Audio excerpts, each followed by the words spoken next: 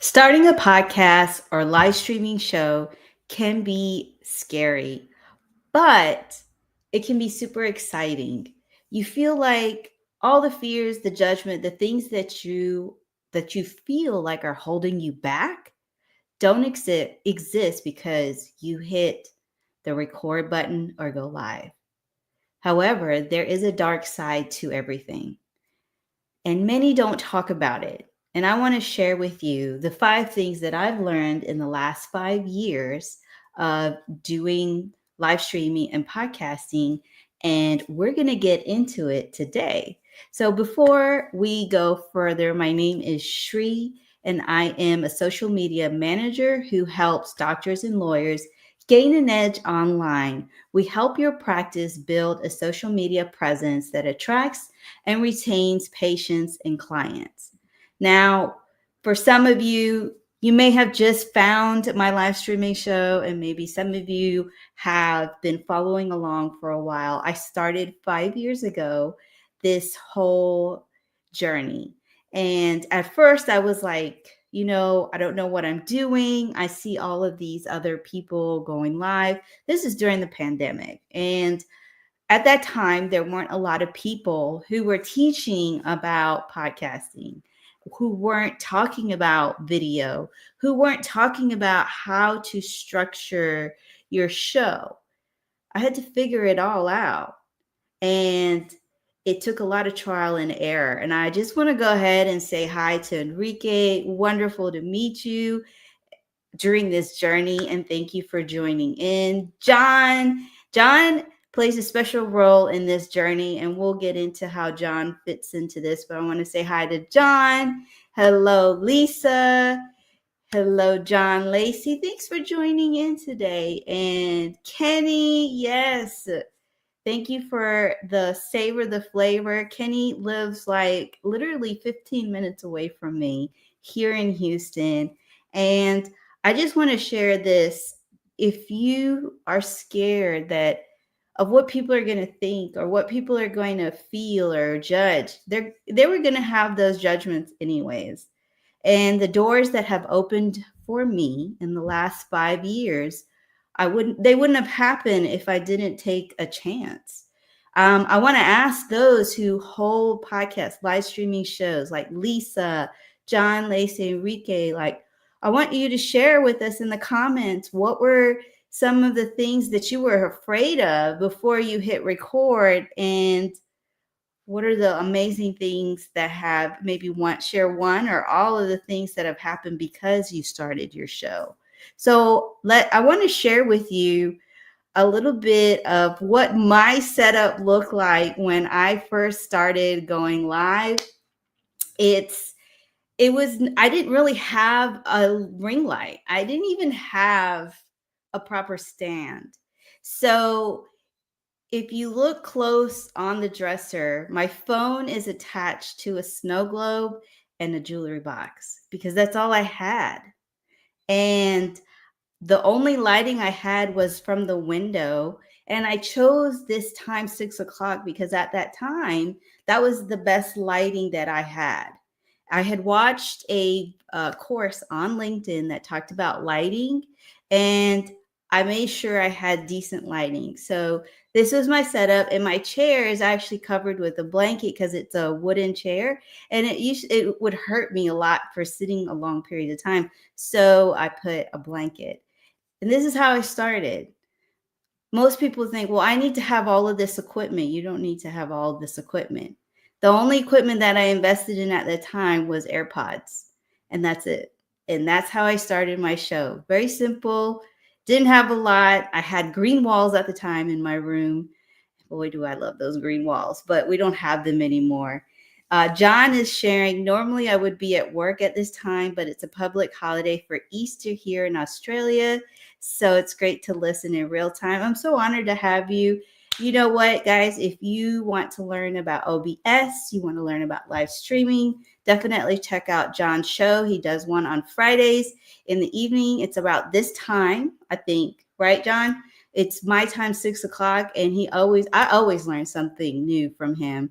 And he said I had to do a lot of live shows to no live audience at the beginning, but that was good because I could make little mistakes at the start without too many people noticing. And you know what? I can agree to that.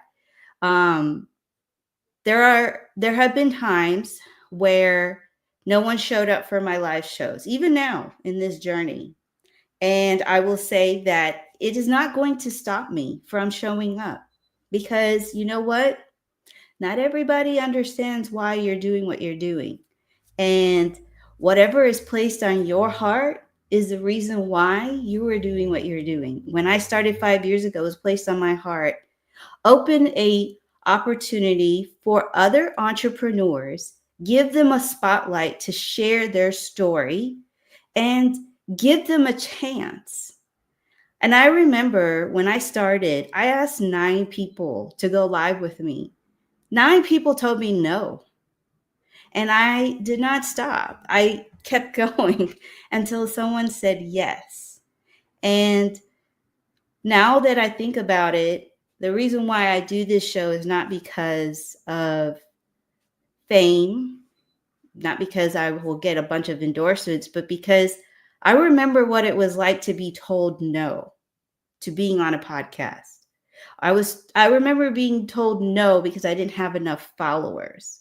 And so when I bring on a guest, many of these guests have yet to be on a podcast. They've never done a live streaming show, they never did a podcast interview, and they're given an opportunity to share their story. And I get so many messages of people telling me how they were so thankful I gave them that opportunity and that others are hearing their story. And sometimes when they do a Google search of themselves, the first thing that pops up is our interview. Do you know how that makes me feel? Like I haven't ranked like some of you who are listening or tuning in, but I'm still very proud of this podcast. It started as Journey of an Entrepreneur. And when it took me a few years, I started in 2020, this adventure of an entrepreneur, which is Journey of an Entrepreneur, all these live shows that I turned into a podcast. It took me 3 years. Don't ask me why I waited 3 years. I can tell you I was afraid. I was not managing my time properly. I was thinking nobody would listen. It would take a lot of work, but I stopped listening to those voices. And this podcast came to life. Adventure of Entrepreneur, the name of it is that because when I wanted to do Journey of an Entrepreneur, it was already kind of taken. So I had to change the name. And along the journey came my amazing creative director, John Bellens, who we met during a live interview. We became really good friends. And now he is part of he helped me build this agency that we have where we work with doctors and lawyers managing their social medias. But if I didn't have John, I probably, you know what? I would have met John because John and I would have crossed paths. He really enjoyed the conversations, and every asset that you see, all the creative stuff like the carousels, the thumbnails, that's all created by John. And he's he's the person that helps me come up with the strategy with when we work with clients. So we have quite a bit of comments that I want to get to. So let me see that we have Enrique who says, I was afraid of wasting my time and speaking to the void. I know how you feel. Russ, thank you for joining in. Russ was a guest on this show, and I want to tell you a funny story. We went live on Instagram. He thought he knew what was going on, and then he realized he didn't, and it took him a moment to get on the live. But what ended up happening is in 2022, he himself and D Scott, they asked me to be part of the show that they do before the experience on Wednesdays that streams on LinkedIn, Facebook, YouTube. And so it's called the Experience Backstage. And We go live every Wednesday morning. It's 8:30 Central Standard Time, 9:30 Eastern Standard Time, and we just talk about video, live streaming live. I want to say that live streaming has been a part of my journey. When I lost my dad, it was the first thing I did coming back. It was all I knew to do because I just didn't know what else to post. So you guys have been through the good, the bad, and the ugly with me when I lost my job. And then the one person who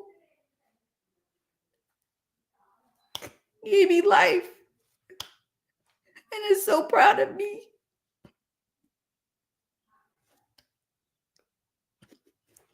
I just want to say thank you for giving me that space. So, John is saying thank you. And then we have John Lacey who's saying every time you express yourself, you're getting better communicating. So much of this stuff is just about practice. I totally agree. I would practice so much on my speaking because when I started this live streaming show, I had no idea what I was doing, how to present myself. And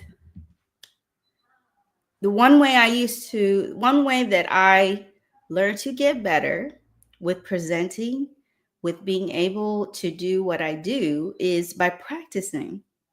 And one of the things that I wanted to do this year is focus on growing YouTube. So every time that I show up to these live shows and I cry or whatever, I remind myself, like John Lacey was saying, we're here, we're practicing every episode. We are practicing getting better.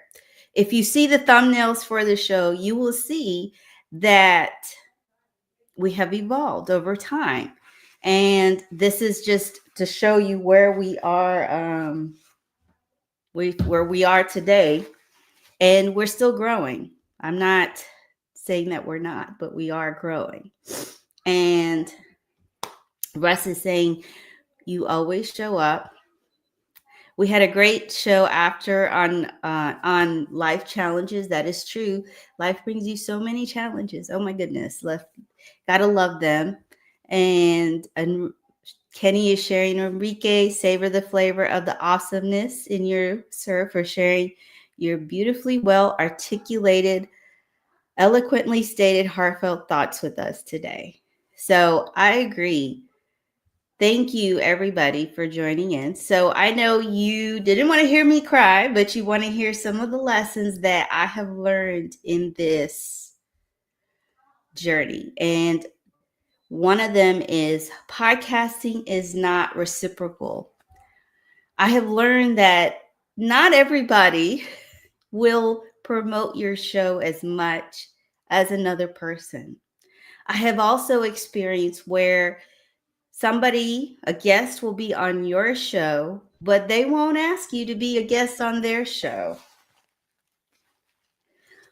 I've also learned that in one of my episodes, when I was promoting this particular guest, they never said anything about the show until after the show because they weren't sure how I, as the guest, would be and if this would be even good enough for their audience. So even though you are putting in the work, practicing, putting in the reps, not everybody sees your podcast the same way, and that's okay because we're not here to borrow everybody's audience. If anything, like John is saying, John Lacey, I like to think of it as building a presentation muscle. And it doesn't matter if no one is listening, you're getting in the reps.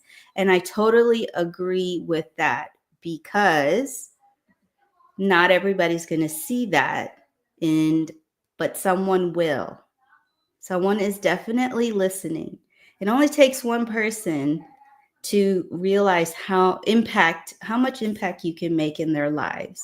And I can guarantee you there's always someone there. I know that I enjoy listening to your podcast. Many of you who are listening, who's joining in the live, who's listening to this episode on the podcasting platform, even if I don't write a comment, I do learn. I learn so much. And then John Bellens is sharing. You've come such a long way, Shri. You can be so proud of yourself. And if the journey you had up until now makes you emotional, that's okay. I appreciate that. And then, oops, we have Russ who's saying you can always be a guest on any of my shows, Shri. I will take that. Trust me. And then, oh, just noticed the micro studio, very creation simplified bag. Yes. So because we're talking about this bag, which is Micro Studio, thank you to Garen Bellini, who sent me the bag like 2 years ago. And I use it and take it everywhere. And I actually use it. I don't have myself positioned, but usually I like to show. I even have a Shure mic up there that I have to use.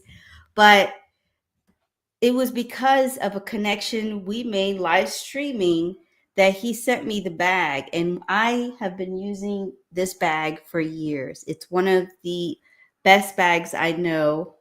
Carries everything, organizes everything very nicely for me, especially when I'm going to record content for doctors and lawyers. This stuff, let me tell you, this is a godsend, the bag. And then Enrique says, I've done over 600 episodes and only been on 10. And that is the truth, right, Enrique? That you are putting in the reps, but nobody asks you to be a guest. And Enrique, I don't understand. Okay, Enrique, you've been a guest on my other show, Sip and Chat, but I need to bring you on this show. So I'm just gonna send the link, and you're just gonna book whenever you can. John Lacey, same thing. I'm just gonna send the link. And John Bellin, I talk to him all the time, so I can get him as a guest. But I want to get into number 2, which is you have to believe in your message. Oh, this hits hard for me because some listeners will never email you. Some listeners will never tell you how much your message resonated with them. And we have actually shared many times in the comments just now how you feel like you're speaking to nobody, but in all honesty, you're speaking to one person. And that one person is definitely listening. So if I can give a word of advice for anybody who's starting a podcast live streaming show, define who you are speaking to before you hit record. And this is the reason why. Because it's hard to imagine recording or live streaming and you have no idea who you are speaking to. And so when you can visualize who this person is, know them by name, it feels like you're just continuously talking to them. And let me tell you, over time, you will get that person in your DMs. You will get people messaging you, emailing you, wanting to work with you. So yes, believe in what you're doing and what you're saying, because not everybody will understand, but you're not speaking to everybody. You're speaking to one person. The next tip I want to share is your podcast gets you paid. Now, we've got some heavy hitters in the comments like John Lacey, Russ Hedge, Enrique, who will tell you how they have gotten paid from their podcast. But I'm going to share with you, I have yet to get a sponsor for my podcast, but everything that I've ever gotten from my podcast, leads, people wanting to work with me, is because they found me. Your podcast is another touch point for people to see and visualize what it would be like to work with you. Let me get into it. So your podcast, it takes 7 times for someone, and these numbers can change, but you need like 7 touch points. So you have your social media posts, then you have your emails, then you have the DMs, then you have the engagements, then you have the live streaming shows, then you have the podcasts, then you have the blogs or newsletters, whatever that you do. So even if they're not commenting, even if they're not reaching out, they're still seeing your name popping up, new podcast episode, new video, going live. They're seeing your email. Even if they don't open your email, they're still seeing your email. So your podcast still can get you paid, even if you don't have sponsors, because people are looking forward to working with you. I'll never forget the first time I went live on LinkedIn. I got my first paid client. She came in my DMs and she said, "I want to work with you." I didn't even know that this was possible, but I had heard about it. But your podcast can get you paid, whether you do affiliate links, whether you do, you get actual sponsors, advertisement, but you can get paid. And it's just going to look differently for everybody. And Enrique says newsletters. And then John Lacey says, lurkers are lurking, and you'll be amazed when they suddenly appear out of the shadows. I agree. I can imagine there's somebody who's been listening to me from 5 years ago. They just weren't ready to work with me and my team to help them manage their social media, but they're ready this year in 2025 too. The next, lesson that I learned is podcasting is a marathon. How many of our friends do we know has started a podcast? Maybe they started in 2020, maybe they started in 2021, and even started maybe last year, and they're not doing it anymore. Because podcasting takes a lot of work. You have to think about what is the topic that you're going to be talking about. If it's a guest, you got to do a little research on that guest and understand who are you speaking and who is the audience that you're speaking to and how their answers will help your audience, because it's a two-way street, right? Yes, it is about them if you have a guest, but at the same time, you want your people to keep coming back and listening and watching your show. So it's not for the faint of heart. 5 years I've been doing this, and I've had moments where I wanted to quit, and I have not. And as you can see, I am so comfortable crying on screen is because this is where I feel at the most home, the most myself. Even though I do videos, I still feel like myself in the videos, but where it doesn't matter. I don't care. So for those of you who are thinking, oh, I just, I want to do the podcast, but, it's no, we're going to stop after 10 or 15, 20 episodes. No. Sometimes your podcast won't even hit the list until maybe a year later. Now, there are strategies in place to help you get more reach, but is it really about reach or impact? That's the question.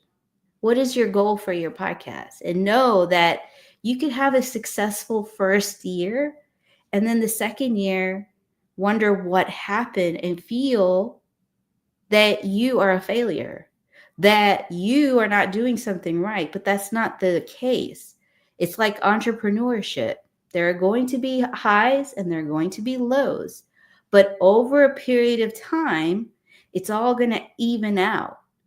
And that's what I can share. In my last 5 years, that's what's happened with me, that I understand I'm in this for the long term.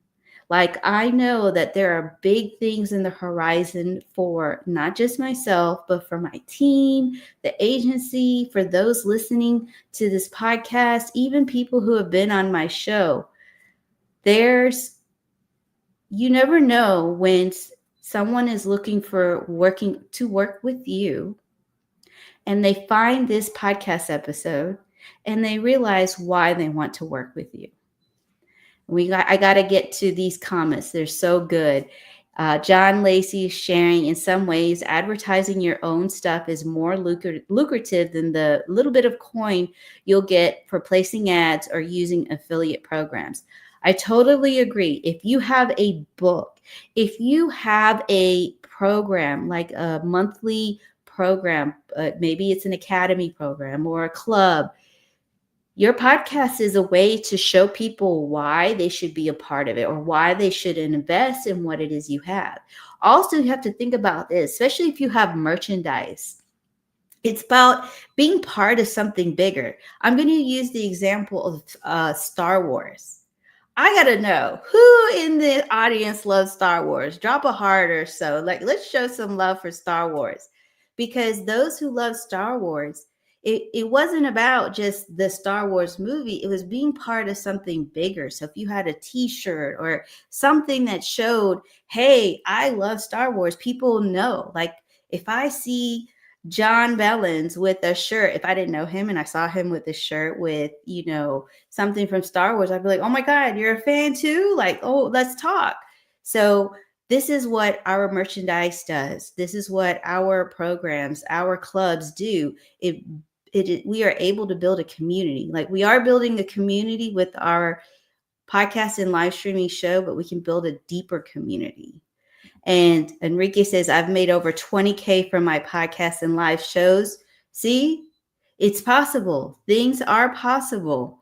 John Lacey, and that not ready piece is huge. You really have to repeat the basics a lot before someone will get them. Very, very true. And John Bellins, every so-called overnight success has at least 10 years under their belt.